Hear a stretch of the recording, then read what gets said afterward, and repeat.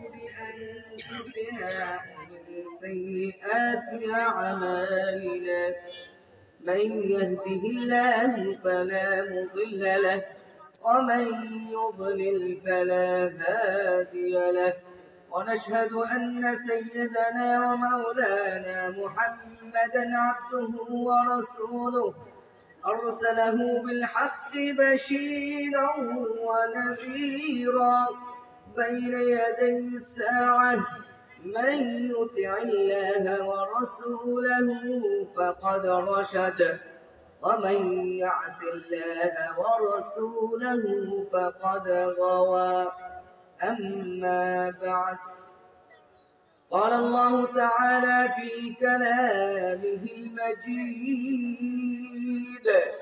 وفرقانه الحميد أعوذ بالله من الشيطان الرجيم بسم الله الرحمن الرحيم سبحان الذي أسرى بعبده ليلا من المسجد الحرام إلى المسجد الأقصى الذي باركنا حوله لنريه من آياتنا إنه هو السميع البصير. وقال النبي عليه الصلاة والسلام كل بدعة ضلالة وكل ضلالة في النار أو كما قال النبي عليه الصلاة والسلام. অদ্বৈত পশ্চিম সাতলা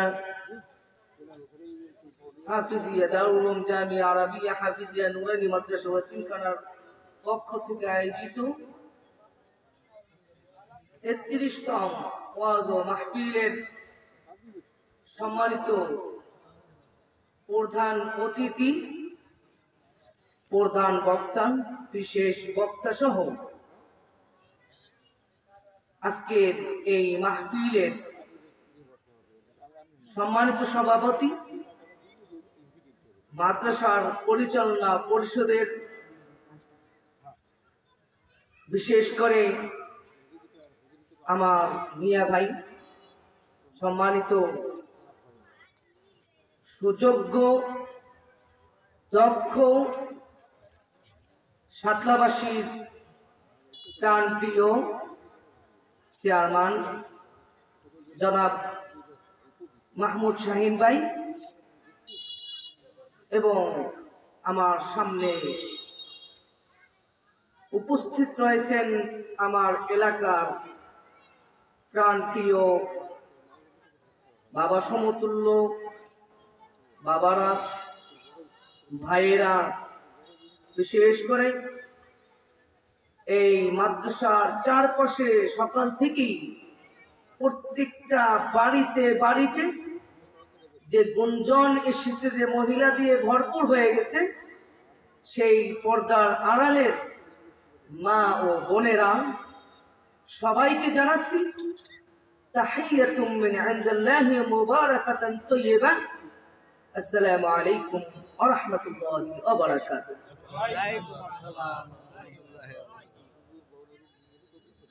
রাত গভীর হয়নি, কিন্তু এরপরেও সালামের উত্তরটা অত জোরে সোরে হয়নি। ঠিক না? ঠিক কি বলেন? এখনই যদি ঝিমিয়ে পড়ি, আমাদের সামনে আরো আমার চাইতে আরো বেস্ট যারা আলোচনা করবেন, ভালো আলোচনা করবেন, সত্যিকারে আমি খুবই মুগ্ধ হয়েছি। আজকে আমার বাইকনা মুফতি ইবাদুল হক ফরিদি নামাজ পড়াইছে, চমৎকার তেলাওয়াত, চমৎকার, মাশাআল্লাহ। ওর এত সুন্দর তেলাওয়াত জানে আগে এত খেয়াল করতে পারিনি, মাশাআল্লাহ। এরপরে আরো আলোচনা করবেন প্রধান বক্তা, বিশেষ বক্তা। যে আমরা এখনই ঝিমিয়ে পড়লে তো চলবে না, কি বলেন? আমি এসেছি অল্প কিছু কথা আপনাদের সামনে তুলে ধরব। যেই আলোচনা এই সপ্তাহে চলে গিয়েছে, কিন্তু এই আলোচনাকে রিপিট করার জন্য, রিভিউশন করার জন্য, সেটাকে আপনাদেরকে স্মরণ করিয়ে দেওয়ার জন্য কিছুটা চার্জ দেওয়ার চেষ্টা করব। ওয়াবিল্লাহিত তাওফিক। আল্লাহ তাআলা আমিন আমাদের সবাইকে তৌফিক দান করুন, বলেন আমিন।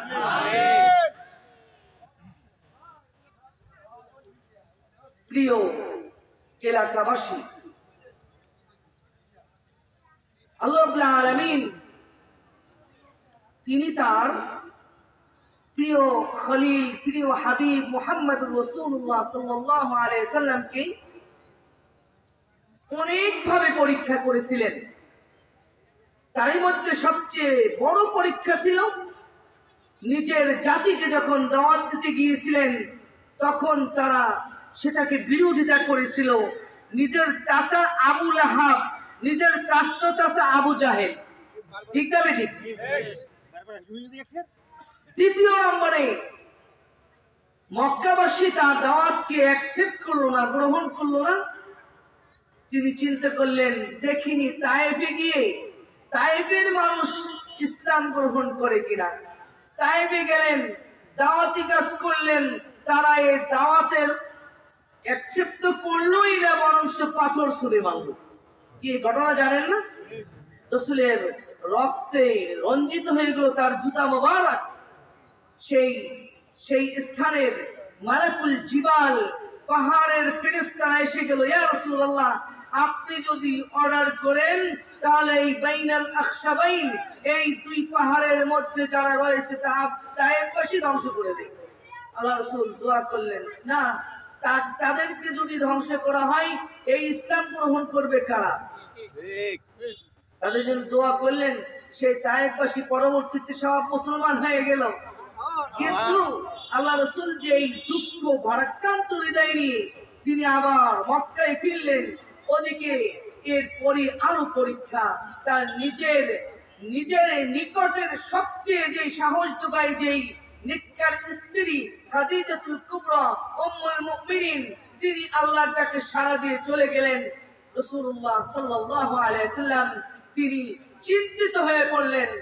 একদিকে তায়েফবাসীর অবস্থা, এদিকে নিজের স্ত্রী খাদিজা চলে গেল, ওদিকে ওই একই বছর রাসূলের চাচা আবু তালেব সেও চলে গেল।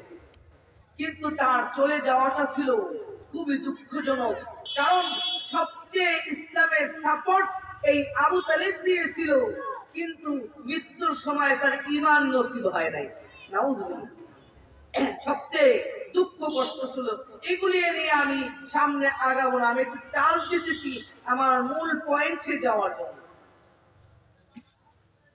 এরকম যখন টেনশন, শুধু চিন্তা, প্রেশার রাসূলের মাঝে কাজ করতেছিল, আল্লাহ রাসূল এক রাতে তার ফুফু উম্মে হানির ঘরে শুয়েছিলেন। উম্মে হানির ঘর ওই সকল হয়তো দেখেছে, যখন মক্কা ছিল ওর সময় আর আমার সময় উম্মে হানিটা ছিল ওখানে। এখন ওইটা সব মুছে ফেলছে, বিশাল ই করছে, প্রশস্ত করেছে। ওইটা অনেকে এখন জানবেই না কোনোদিন উম্মে হানি কোথায় ছিল। পরবর্তী প্রজন্ম এরা কোনোদিন জানবেই না এখানে উম্মে হানি নামে কোনো ঘটনা ছিল। কিতাবে থাকবে কিন্তু ওখানে থাকবে না। আমি দেখেছি ওই সময় সদল ছিল, ওই কামরুল ভাই ছিল, আমার চাচা শিহাবুদ্দিন ছিল, এরকম অনেকেই মক্কায় যারা থাকতো, অনেক নিদর্শন দেখেছি যা এখন দেখা সম্ভব না। সেই উম্মে হানির ঘরে তিনি শুয়েছিলেন। রাসূলুল্লাহ সাল্লাল্লাহু আলাইহি সাল্লামের কাছে সাত পেটে জিবরাইল আলাইহিস সালাতু ওয়াস সালাম আসলেন। কেন? ইয়া রাসূলুল্লাহ, আপনাকে আল্লাহ রাব্বুল আলামিন ভ্রমণের ব্যবস্থা করে দিয়েছেন। কে ব্যবস্থা করছেন? আপনাকে আল্লাহ নিজে মেহমান বানাইতেছেন, এর জন্য আমাকে পাঠিয়েছেন। কার মেহমান হবে? তো কেমন হবে সফরটা? সফরটা হবে কোরআনে আল্লাহ তাআলা বলে দিয়েছেন সূরাতুল ইসরা, বনি ইসরাঈলের প্রথম নম্বর পৃষ্ঠা 15 নম্বরের প্রথম পৃষ্ঠায় প্রথম আয়াতে কারীম আল্লাহ বলতেছেন সুবহানাল্লাযী আসরা বিআবদিহি লাইলাম মিনাল মাসজিদিল হারাম ইলাল মাসজিদিল আকসাল্লাযী বারাকনা হাওলাহু। ওই পবিত্র রবের ঘোষণা, আল্লাযী, যিনি আসরা ভ্রমণ করাইছেন। আর এই আসরা শব্দ হলো জমিনের ভ্রমণকে বলা হয়, যেটা রাতে করা হয়। এর জন্য শব্দটা এনেছেন আসরা। কাকে করিয়েছিলেন? বিআবদিহি, তার বান্দাকে। আল্লাহ রাসূল কি বলেন তো? ফেরেশতা না বান্দা? বান্দা কাকে বলে? এখন তো প্রশ্ন, আমরাও কি আমরাও বান্দা? বান্দা কি জিনিসটা?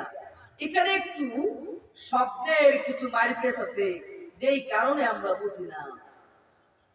বান্দা মানে দাস, বান্দা মানে গোলাম, বান্দা মানে মালিক যেভাবে বলবে সেভাবে তার করতে হবে। মালিক বলছে তুই দাঁড়ানো থেকে ডাইরেক্ট মাটিতে সিজদা দে আমাকে, আমরা তাই তার মাটিতে সিজদা দেই। ঠিক না বেটি? এটা কি বলে? তো বাংলায় বান্দা বান্দা বলতে বলতে এটা কোনো ফিলিংস নেই, অনুভূতি নেই। বান্দা কাকে বলে? যাকে গোলাম বলে, যাকে দাস বলে, যাকে চাকর বলে, যে মালিক বলবে তার করতে হবে, তার কোনো বিরোধিতা করার কোনো অধিকার নেই। ঠিক না বেটি? এটাই কি বলে? গোলাম। এটাকে বান্দা বলে। আবদিহি আবদুন। তাই আল্লাহ নিজে তার রাসূলের ব্যাপারে বলেছেন আমার বান্দা, তার বান্দা, তার গোলাম, তার দাস।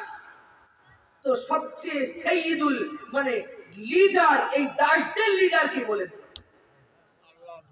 আল্লাহ রাসূল। কে বলেন তো? সারা বিশ্বে যত দাস আছে, আমরা যারা গোলাম আছি, এই গোলামদের দাস লিডার কে বলেন? দাসদের লিডার কে? কি শুনতে খারাপ লাগে? ভিতরে আনেন, অহংকার চলে যাবে। বান্দা বান্দি বলতে বলতে মানুষের ভিতরে ফিলিংস হারিয়ে ফেলছে। আরে তুমি তো দাঁড়ানো থেকে ডাইরেক্ট অর্ডার করা হয়েছে দেখে তুমি সিজদায় দাও। বলো তো দুনিয়ার কোন মানুষ যদি বলে তুমি এরকম লুটিয়ে পড়বে? পড়বে? এই মালিকুল মুলক, এই বাদশাহীর বাদশা, যিনি রব্বুল আলামিন, যিনি মালিক ইয়াউমিদ্দিন, কি সন্দেহ আছে? তিনি বলতেছেন নামাজ পড়, নামাজ পড়তে হবে। তিনি বলছেন রুকু কর, রুকু করতে হবে। তিনি বলছেন তোরে আমি যত সম্পদ দিই সমস্যা নেই, আমি খরচ করে দিলাম 2.5% যাকাত দিতে হবে, তাই দিতে হয়। ঠিক না বেটি? এই দেশে সরকার এসে যদি হাজারো বলে টাকা বেরোবে না। কিন্তু যদি তোমার জান্নাতে যেতে হয়, যদি তোমার মৃত্যুর বরণ করতে হয়, কবরে থাকতে হয়, শান্তি পেতে হয়, তাহলে আমি মালিকুল মুলক তোমাকে আমি বলছি তোমার করতেই হবে। তাই তো প্রত্যেক দিন 5 ওয়াক্ত নামাজে ঘোষণা দিচ্ছি ইয়্যাকা না'বুদু ওয়া ইয়্যাকা নাস্তাঈন। আমরা তোমারই দাসত্ব করি। কিন্তু বাংলায় মাইর দিছে, এই যে অর্থ মাইর দিছে আমরা তোমার ইবাদত করি। শব্দটা ইবাদত বাংলা হয়ে গেছে।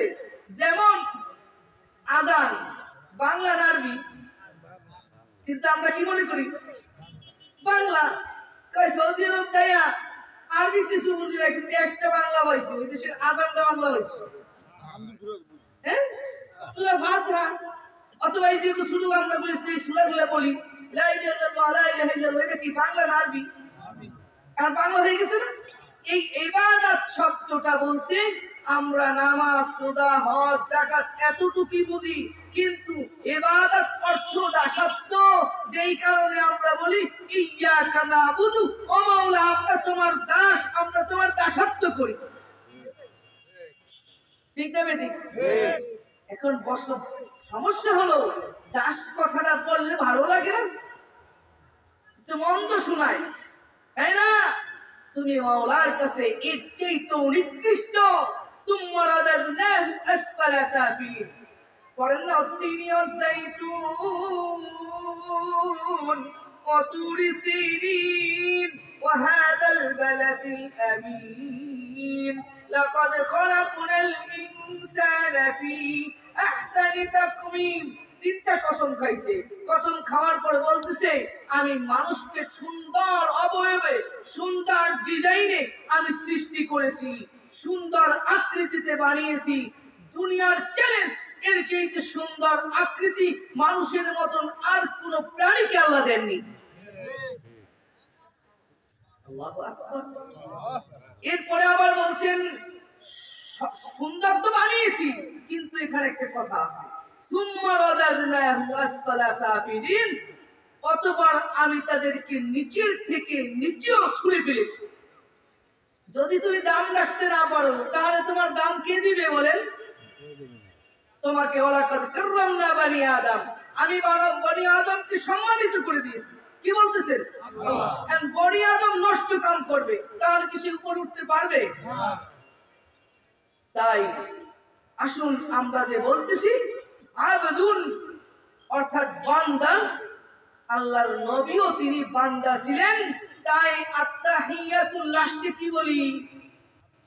ওয়া আশহাদু আন্না মুহাম্মাদান আবদুহু ওয়া রাসূলুহু, আমি আরো সাক্ষ্য দিচ্ছি যে মুহাম্মদ সাল্লাল্লাহু আলাইহি ওয়াসাল্লাম তিনি তার দাস এবং রাসূল। কি বলেন? সাক্ষী দেই। আর সূরা ফাতিহায় কি সাক্ষী দিলাম? ইয়্যাকা না'বুদু, আমরা তোমার দাসত্ব করি। মিলছে? মিলছে কি বলেন? আসুন সেই মাওলা ঘোষণা দিচ্ছে তার নবীর ব্যাপারে, তিনি তার বান্দাকে ভ্রমণ করিয়েছেন, চুজ করিয়েছেন। কোথা থেকে? মসজিদুল হারাম থেকে, মক্কা থেকে ইলাল মসজিদুল আকসা, ফিলিস্তিনের মসজিদুল আকসা পর্যন্ত। এখন প্রশ্ন, কখন, দিনে না রাতে? তাও আল্লাহ বলে দিচ্ছেন লাইলান, রাতের বেলা সফর করাইছেন। আবার বলতেছেন তো কেন সেখানে সফর করাইলাম? তাও বলতেছেন লিনুরিয়াহু মিন আয়াতিনা, আমি আমার নিদর্শনকে তাকে দেখাবো। আমি মাওলা কত কুদরতওয়ালা, আমি কত কিছু বানাতে পারি, কত কিছু করতে পারি, কত কিছু দেখাতে পারি, কত কিছু আমার আদেশে চলে। লিনুরিয়াহু মিন আয়াতিনা, আমি তাকে দেখাবো আমার নিদর্শনকে। কিন্তু আয়াতটা শেষ করছে কি দিয়ে? আরো আশ্চর্য, ইন্নাহু হুয়াস সামিউল বাসীর, নিশ্চয় তিনি শ্রবণকারী এবং দেখেন। প্রশ্ন হলো, ঘটনা বললো ভ্রমণের, কিন্তু আয়াত শেষ করলো তিনি শোনেন এবং দেখেন। এর কারণ কি হতে পারে? আল্লাহু আ'লাম। আমি যতটুকু বুঝেছি আল্লাহু আ'লাম, যে রাসূলের সফরটা ডাইরেক্ট তদারকি আল্লাহ নিজে দেখছেন এবং শুনেছেন। মিলে গেছে? এখন আয়াতের সাথে মিলছে, তিনি শোনেন এবং দেখেন। অর্থাৎ নবী তিনি যে মক্কা থেকে সফর শুরু করছেন, জিবরাইল আসছে, রাসূলের সফর সঙ্গী হয়েছেন, একটা জন্তু নিয়ে আসছেন, একটা জানোয়ার নিয়ে আসছেন, নাম বোরাক। নাম কি? ওই বোরাকটা ওই পুস্টারে দেখেন দুইটা ডানা আছে, সামনে একটা বাচ্চার মহিলার ছবি আছে, পিছনে চুল আছে।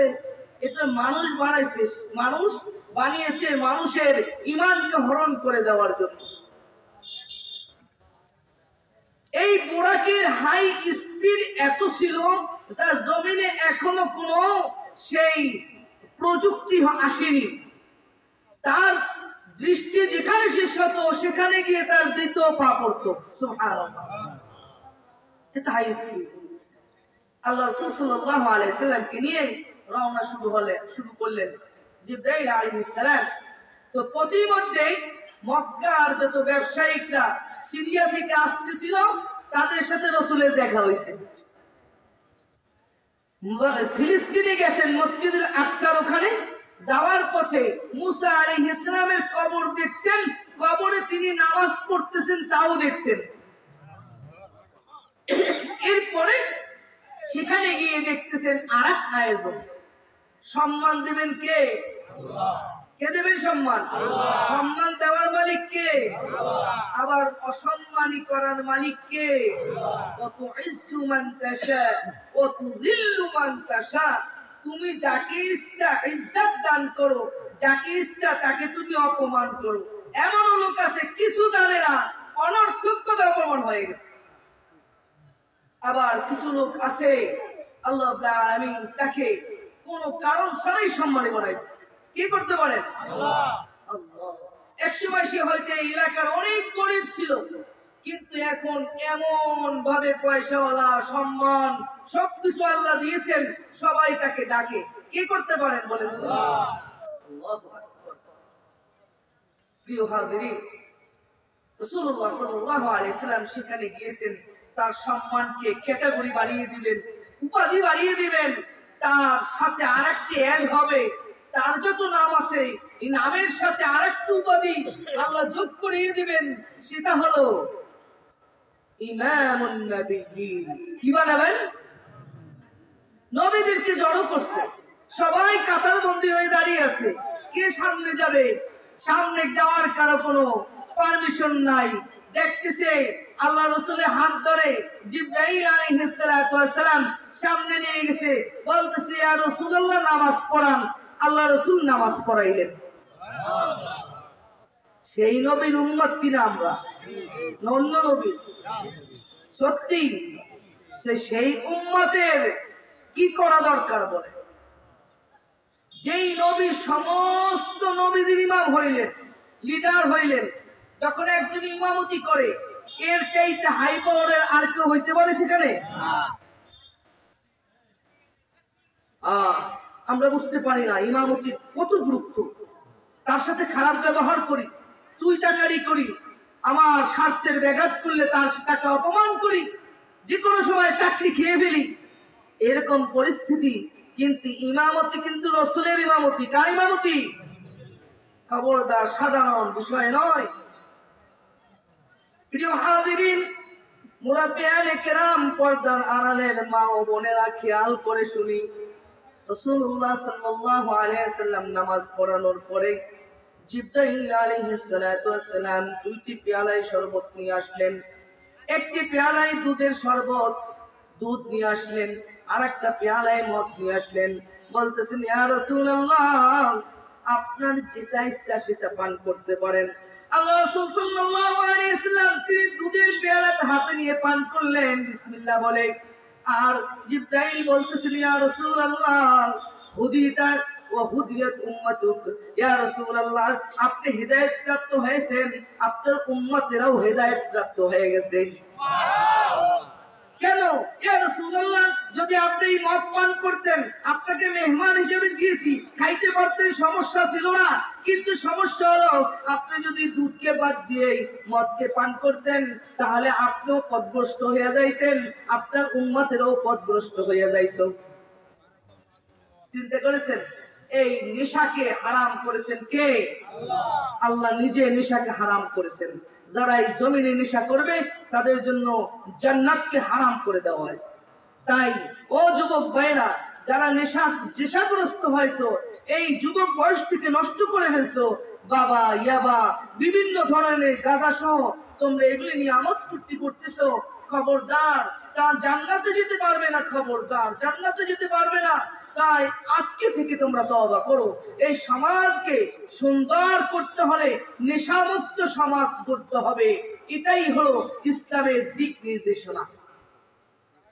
প্রিয় হাজিরিন, রাসূলুল্লাহ সাল্লাল্লাহু আলাইহি সাল্লাম এখন মসজিদুল আকসা থেকে ঊর্ধ্বগমন করবেন, সেইটাকে মেরাজ বলে। কি বলে? মেরাজ বলে। আল্লাহ রাসূল সাল্লাল্লাহু আলাইহি সাল্লাম তিনি সংক্ষেপে আপনাদেরকে বলে যাব, যেহেতু সময় কম, যে প্রথম আসমানের ওখানে গেলেন, সেখানে গিয়ে দরজা টুকি দিলেন জিবরাইল আলাইহিস সালাম। বলা হলো, আপনি কে? মান আনতা ওয়া মান মাআকা, আপনি কি, আপনার সাথে কি আসছে? বলতেছে, আমি জিবরাইল, আর আমার সাথে মুহাম্মদুর রাসূলুল্লাহ সাল্লাল্লাহু আলাইহি ওয়াসাল্লাম আসছেন। সাথে সাথে প্রথম আসমানের গেট খুলে দেওয়া হলো, রাসূলকে মারহাবা আহলান ওয়া সাহলান জানানো হলো, ওয়েলকাম জানানো হলো। আর আল্লাহ রাসূল তিনি প্রথম আসমানে গেলেন, যাইয়া দেখতেছেন এক ব্যক্তি বসে আছে। তার ডান দিকে তাকায়, সে হাসি দেয়, মুস্কি হাসি দেয়, মুখ হাস্যোজ্জ্বল হয়ে যায়। বাম দিকে তাকায়, মুখ মলিন হয়ে যায়। জিজ্ঞাসা করলেন, ও জিবরাইল, এই কে? বলতেছি, ইয়া রাসূলুল্লাহ, আপনার আব্বাজান আদম আলাইহিস সালাতু ওয়াস সালাম। আমাদের আদি পিতাকে, এই মানব জাতির আদি পিতাকে আদম আলাইহিস সালাতু ওয়াস সালাম, তার সাথে দেখা হলো। আদম আলাইহিস সালাম বললেন তাকে, মারহাবান বিকা ইয়া ইবনে সালেহ, ওয়েলকাম মাই সন, হে আমার পুত্র, তোমাকে আমি ওয়েলকাম, ধন্যবাদ জানাচ্ছি। রাসূলুল্লাহ সাল্লাল্লাহু আলাইহি সাল্লাম তার সাথে কথোপকথন করলেন। এরপরে দ্বিতীয় আসমানে গেলেন, সেখানে গিয়ে ঈসা আলাইহিস সালাম ও ইয়াহইয়া আলাইহিস সালাতু ওয়াস সালামের সাথে দেখা। তৃতীয় আসমানে গেলেন, সেখানে গিয়ে ইউসুফ আলাইহিস সালাতু ওয়াস সালামের সাথে দেখা। চতুর্থ আসমানে গেলেন, ইদ্রিস আলাইহিস সালাতু ওয়াস সালামের সাথে দেখা। আল্লাহ বলেন, ওয়াজকুর ফিল কিতাবি ইদ্রিস ইন্নাহু কানা সিদ্দীকান নাবিয়্যা ওয়া রাফা'নাহু মাকানান আলিয়্যা। আমি, হে রাসূল, আপনি ইদ্রিসের কথা আলোচনা করুন এই কিতাবের মধ্যে। ওয়াজকুর ফিল কিতাবি ইদ্রিস, ইদ্রিস কে? আমার এমন সত্য একজন নবী, যাকে আমি উচ্চ সম্মানে আমি আসন করে দিয়েছি, আর সেইটা হলো সে চতুর্থ আসমানে। কয় আসমানে? চতুর্থ আসমানে। এরপরে ইদ্রিস আলাইহিস সালাতু ওয়াস সালামের সাথে দেখা। পঞ্চম আসমানে হারুন আলাইহিস সালামের সাথে দেখা। ষষ্ঠ আসমানে মুসা আলাইহিস সালামের সাথে দেখা। সপ্তম আসমানে আমাদের জাতির পিতা ইব্রাহিম আলাইহিস সালাতু ওয়াস সালামের সাথে দেখা। কথোপকথন হয়েছে। এরপরে সিদরাতুল মুনতাহা, সেখানে গিয়ে শেষ সীমানা, জিবরাইল আর উঠতে পারা নাই। এখন এরপরে রাসূলুল্লাহ সাল্লাল্লাহু আলাইহি ওয়াসাল্লাম ডাইরেক্ট আল্লাহ রাব্বুল আলামিনের সাথে সাক্ষাৎ করবেন, কথোপকথন করবেন। আল্লাহ রাসূল চাইতেছেন সেখানে গিয়ে আরো অনেক ঘটনা, তবে একটি আমাদের দেশের প্রসিদ্ধ ঘটনা, যেই ঘটনাটা আমাদের দেশে এর কোনো সহিহ হাদিস দ্বারা প্রমাণিত না, কিন্তু আমাদের দেশে প্রচুর বইলে বেড়ানো হয়। যেমন আত্তাহিয়াতু লিল্লাহি ওয়াস সালাওয়াতু ওয়াত তাইয়্যিবাতু আসসালামু আলাইকা, শুনেন নাই? শুনছেন? এই ঘটনার সাথে এর সাথে কোনো সম্পর্কই নেই। এই ঘটনাটা আত্তাহিয়াতু, মানে সাহাবীরা সালাম ফেরানোর আগে আসসালামু আলাল্লাহ বলতো। সালাম ফেরানোর আগে আমরা নামাজের শেষে আত্তাহিয়াতু বলি না, এই আত্তাহিয়াতু শিখানোর আগে সাহাবীরা আসসালামু আলাল্লাহ বলতো, আসসালামু আলা ফুলান বলতো। এরপর আল্লাহ রাসূল বললেন, ও সাহাবীরা, এইটা না, এইটা পড়ো, আত্তাহিয়াতু লিল্লাহি ওয়াস সালাওয়াতু ওয়াত তাইয়্যিবাতু আসসালামু আলাইকা আইয়ুহান নাবিয়্যু ওয়া রাহমাতুল্লাহি ওয়া বারাকাতুহু। যা হোক, এই তাশাহুদ শিক্ষা দিলেন, কিন্তু এর সাথে এই মেরাজের ঘটনার সাথে সহিহ হাদিস দ্বারা কোনো প্রমাণিত না। আরেকটা বিষয়, আল্লাহ রাসূল সেখান থেকে এই 5 ওয়াক্ত নামাজ ফরজ করা হলো। আল্লাহ আসমানে গিয়ে মেহমান বানায়া আমাদের উপর কোন ইবাদত ফরজ করছে?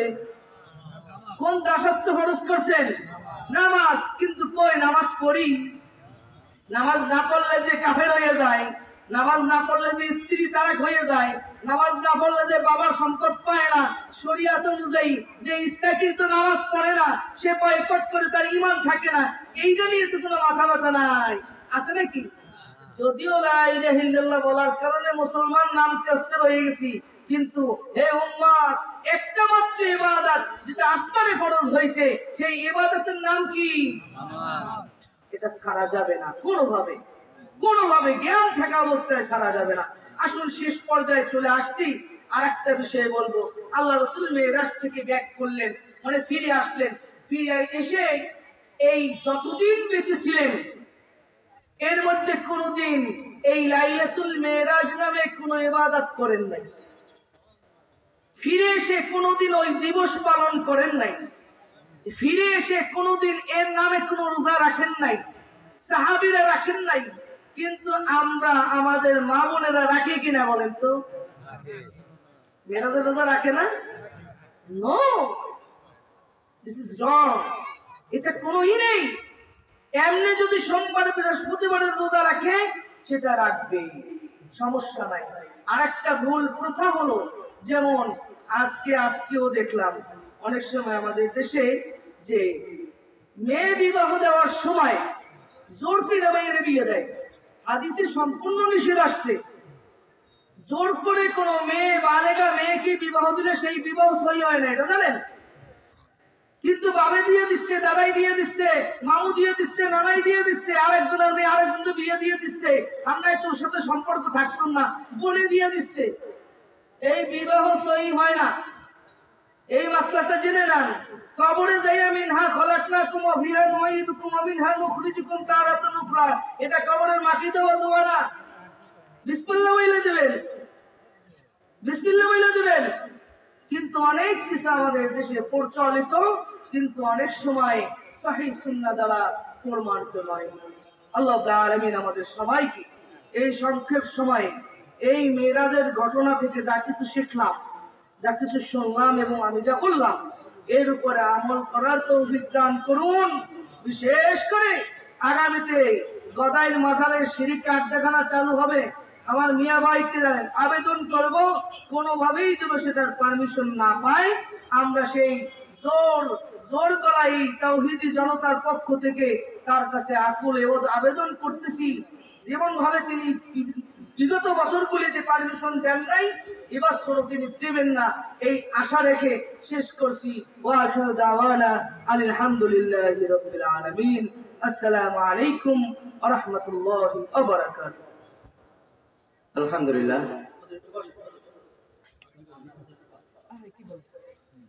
আলহামদুলিল্লাহ, অত্যন্ত গুরুত্বপূর্ণ আলোচনা শুনতেছিলাম। মনে চাচ্ছিল না তাকে সময়ের টোকেনটা দিতে, তবে আমাদের সময়ের স্বল্পতার কারণে হুজুরকে আর সময় দিতে পারিনি। ইনশাআল্লাহ আগামীতে পর্যাপ্ত সময় নিয়ে